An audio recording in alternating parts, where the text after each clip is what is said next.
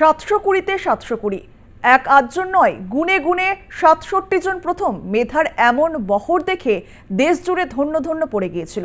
কিন্তু নিটের গিট খুলতেই একে একে বেরিয়ে আসছে কেলেঙ্কারির নতুন নতুন চ্যাপ্টার।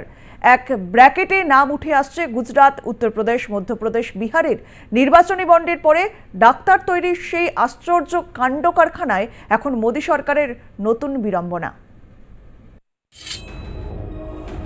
নিট কেলেঙ্কারি নিয়ে উঠে আসছে একের পর এক তথ্য। প্রশ্ন ফাঁসের জন্য টাকা লেনদেন থেকে শুরু করে পরীক্ষা সেন্টারে উপস্থিত থাকত সার্ভার গ্যাং, পরীক্ষা মাফিয়ারা। দেশের সবথেকে বড় পরীক্ষা মেডিকেল এন্ট্রান্সে দুর্নীতিতে জড়িয়েছে একাধিক রাজ্য এবং কোচিং সেন্টারগুলি। এখনো পর্যন্ত গ্রেপ্তার প্রায় 14 জন। তবে এই মাফিয়া গ্যাং ও পড়ুয়াদের মধ্যে কত টাকা লেনদেন হয়েছে তা এখনো স্পষ্ট নয়। তদন্তকারীদের অনুমান, দেশ জুড়ে হওয়া এই দুর্নীতির শিকড় অনেক দূর পর্যন্ত বিস্তৃত। তদন্তকারীরা জানাচ্ছেন, টাকার বিনিময়ে পাশ করানোর জন্য বিভিন্ন কোচিং সেন্টারে পরীক্ষার আগে সোশ্যাল মিডিয়া গ্রুপে টাকার বিনিময়ে চলত প্রশ্ন পাইয়ে দেওয়ার ধামাকা অফার। একটি প্রশ্নের দাম 15 থেকে 30 লক্ষ টাকা। উত্তর লিখে দেওয়ার জন্য সেন্টারে তৈরি থাকত সার্ভার গ্যাং। তাদের জন্য ছিল আলাদা পেমেন্টের ব্যবস্থা। একজন পরীক্ষার্থীকে কমপক্ষে 4টি পেপার কিনতে হতো। সূত্রের খবর, টাকার বিনিময়ে নিজের রাজ্যের বদলে ভিন রাজ্যে গিয়ে পরীক্ষা দিয়েছেন বহু পড়ুয়া। অর্থাৎ মেডিকেলে চান্স পেতে হলে একজন পড়ুয়াকে খরচ করতে হয়েছে কমপক্ষে 1 কোটি টাকা। তদন্তকারীদের অনুমান, কেলেঙ্কারির জাল ছড়িয়ে রয়েছে দেশের কয়েকটি রাজ্যে: উত্তরপ্রদেশ, বিহার, ঝাড়খণ্ড, রাজস্থান, হরিয়ানা, গুজরাট, তামিলনাড়ু, ওড়িশা, মধ্যপ্রদেশ, কর্ণাটক সহ একাধিক রাজ্যের কোচিং সেন্টার।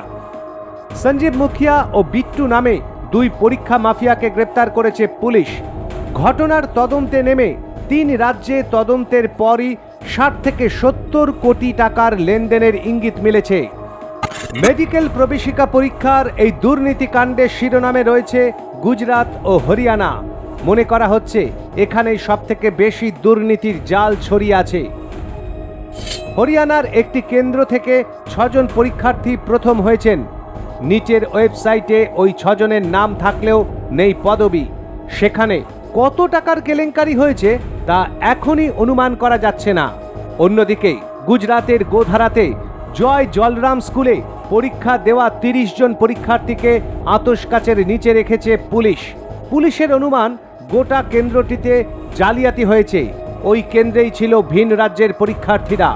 ওই কেন্দ্রের ইনভিজিলেটর, প্রিন্সিপাল সহ 5 জনকে গ্রেপ্তার করেছে পুলিশ। সূত্রের খবর, ওই কেন্দ্রে আনুমানিক 12 কোটি টাকার লেনদেন হয়েছে। মিলেছে একাধিক ব্ল্যাঙ্ক চেক। তবে তদন্ত শেষের আগেই কেন্দ্রীয় শিক্ষামন্ত্রী নিটের এত দুর্নীতি মানতে নারাজ। তিনি জানান, কোনো প্রশ্ন ফাঁস হয়নি, সময় মতো কাউন্সেলিং হবে, ছাত্রছাত্রীদের ভবিষ্যৎ নিয়ে কোনো অনিশ্চয়তা নেই। তবে এনটিএর পরীক্ষা ব্যবস্থা নিয়ে উঠছে প্রশ্ন। তদন্ত কোন দিকে এগোবে তা জানা যাবে 8ই জুলাইয়ের পর। ব্যুরো রিপোর্ট, আর প্লাস নিউজ।